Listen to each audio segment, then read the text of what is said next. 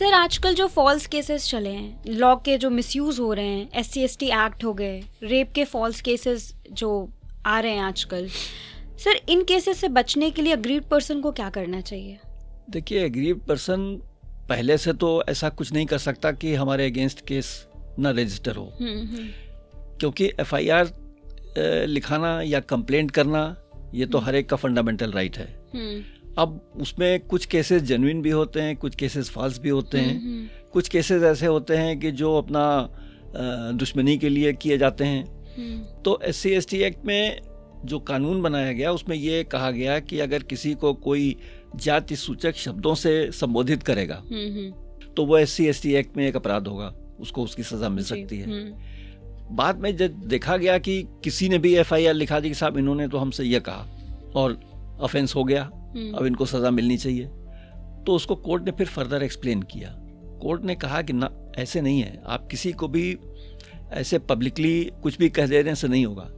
आपका जो मैंने एक्यूज्ड है, जो उसका इंटेंशन होना चाहिए कि हम इसको जाति सूचक शब्द से संबोधित करके इसकी बदनामी करें, और वो भी पब्लिकली सबके सामने। तो जब तक उसका इंटेंशन ऐसा नहीं होगा तब तक वो ऑफेंस नहीं माना जाएगा।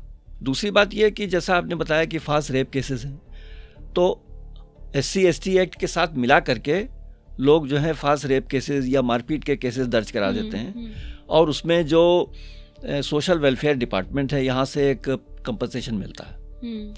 जिनको कम चोट लगती है उनको मिलता है, जिनको ज़्यादा चोट लगती है उनको और ज़्यादा मिलता है, जिनके साथ रेप होता है उनको और ज़्यादा मिलता है। तो लोग क्या करते थे कि FIR लिखा दी और पैसा मिल गया।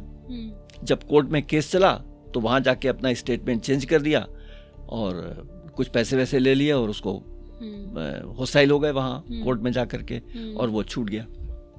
अब कोर्ट ने ये कहा कि ना, अगर आपने कंपनसेशन वहाँ सोशल वेलफेयर डिपार्टमेंट से ले लिया है और एक्यूज का एक्विटल हो जाता है या कंप्रोमाइज हो जाता है तो आपको वो कंपनसेशन वापस करना पड़ेगा।